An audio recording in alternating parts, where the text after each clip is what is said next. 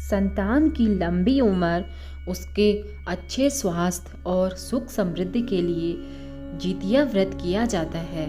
तो चलिए आज की वीडियो में हम आपको बताएंगे कि जितिया व्रत कब है और जितिया व्रत करने के नियम क्या क्या हैं, और हम आपको जितिया व्रत की कथा भी सुनाएंगे।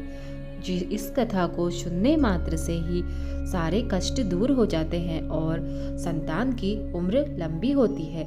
तो कृपया आप वीडियो को ध्यान से देखिए। तो चलिए, सभी भक्तों का मेरे चैनल धर्म और आध्यात्म में स्वागत है। तो चलिए आज का विषय शुरू करते हैं कि जितिया व्रत कब है, नहाय खाए कब है, कब जितिया व्रत का पारायण होगा। तो चलिए आप लोग वीडियो को शुरू से अंत तक देखिएगा। चलिए वीडियो शुरू करते हैं। जितिया व्रत अश्विन माह के कृष्ण पक्ष की सप्तमी से शुरू हो जाता है। इस बार जितिया व्रत 5 अक्टूबर से शुरू होगा। 5 अक्टूबर उस दिन सप्तमी है, तो उस दिन नहाय खाए होगा। उस दिन स्त्रियां किसी पवित्र नदी के किनारे जाकर स्नान करती हैं और सात्विक भोजन का भोग लगाती हैं। फिर उसके बाद 6 अक्टूबर को अष्टमी है। अष्टमी के दिन स्त्रियां निर्जला व्रत रखती हैं और अपने पुत्र की लंबी उम्र की कामना करती हैं। यह व्रत जो अष्टमी के दिन जो व्रत रखा जाता है वह निर्जला व्रत रखा जाता है। स्त्रियां इस दिन पानी नहीं पीती हैं, निर्जला रहकर भगवान की आराधना करती हैं और पुत्र की लंबी उम्र की कामना करती हैं। फिर इसके अगले दिन पूजा का पारायण होता है। तो यह जो जितिया व्रत है यह 3 दिनों तक चलता है और यह व्रत उत्तर भारत, बंगाल और झारखंड के राज्यों में मनाया जाता है। तो बहुत ही धूमधाम से मनाया जाता है और यह व्रत 3 दिनों तक चलता है। इस व्रत में जिमुत वाहन की पूजा की जाती है। महिलाएं कुश और गाय के गोबर से जिमुत वाहन की मूर्ति की प्रतिमा बनाती हैं और उसमें रोली, चंदन, ये चीज़ और प्रसाद भोग अर्पण करती हैं। तो चलिए जानते हैं जिमुत वाहन की ये व्रत करने के पीछे पौराणिक कथा क्या है। तो चलिए जितिया व्रत की कथा सुनते हैं। इस कथा को ध्यान से सुनिएगा और बीच में कथा छोड़ के मत जाइएगा।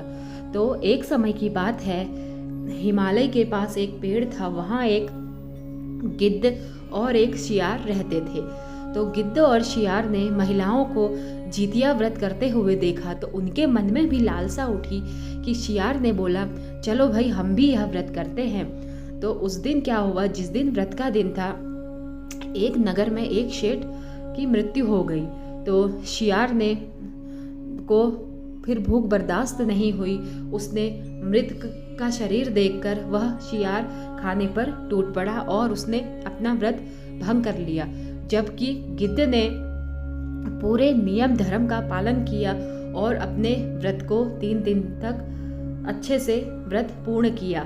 फिर ऐसी मान्यता है कि गिद्ध और शियार का अगला जन्म हुआ। अगले जन्म में उनको मनुष्य योनि मिली और फिर जब वह बड़े हुए, उनकी घर गृहस्थी बनी और उनकी शादी हुई, तो गिद्ध के पुत्र हुए और गिद्ध का परिवार बहुत ही सुखी परिवार रहा। गिद्ध के बहुत सारे पुत्र हुए और वह सभी जीवित रहे। जबकि शियार का अगर कोई भी पुत्र होता तो उसकी मृत्यु हो जाती। तो शियार बहुत परेशान हुआ और वह गिद्ध से चिढ़ने भी लगा। तो तभी गिद्ध को स्वप्न में एक साधु बाबा आए और उन्होंने बताया कि जो तुझे यह पुत्र रत्न की प्राप्ति हुई है, यह तेरे पिछले जन्म के जो तूने जितिया का व्रत किया था, इसी वजह से तुझे इस जन्म में पुत्र प्राप्ति हुई है और तेरे सभी पुत्र जीवित हैं, खुश हैं, खुशहाल हैं, सुख ही सुख से रह रहे हैं। तो उसने सियार जो इस जन्म में मनुष्य था, उसको यह व्रत करने के लिए बोला। तो शियार ने बड़े ही श्रद्धा भाव से इस व्रत को किया और उसके बाद जब उनका पुत्र हुआ तो वह पुत्र दीर्घायु हुआ। तो तभी से इस व्रत की यह मान्यता है कि जो स्त्री इस व्रत को पूर्ण श्रद्धा भाव से करती है और भगवान जीवित वाहन की अच्छे से श्रद्धा भक्ति से पूजा करती है, भगवान उसके पुत्र की रक्षा करता है, उसके संतान की रक्षा करता है और उसको समृद्धि और अच्छे स्वास्थ्य का वरदान देता है। यही कारण है कि स्त्रियां बड़े ही निष्ठा और बड़े ही समर्पण भाव से यह 3 दिन के व्रत को बहुत ही अच्छे से करती हैं और निर्जला रहकर अपने पुत्र के उज्जवल भविष्य की कामना के लिए और उसके अच्छे स्वास्थ्य और उसकी लंबी आयु की भगवान से कामना करती हैं।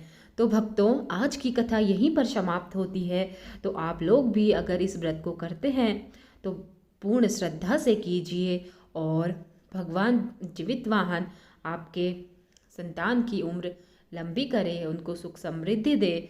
तो चलिए आज की वीडियो का यहीं पर समापन करती हूँ। अगर आपको आज की कथा अच्छी लगी हो तो प्लीज़ कमेंट कीजिए और मेरे चैनल पर नए हैं तो चैनल को सब्सक्राइब कीजिए। तो चलिए मिलते हैं एक नई वीडियो में नए ज्ञान के साथ। तब तक के लिए राधे राधे, जय श्री कृष्ण।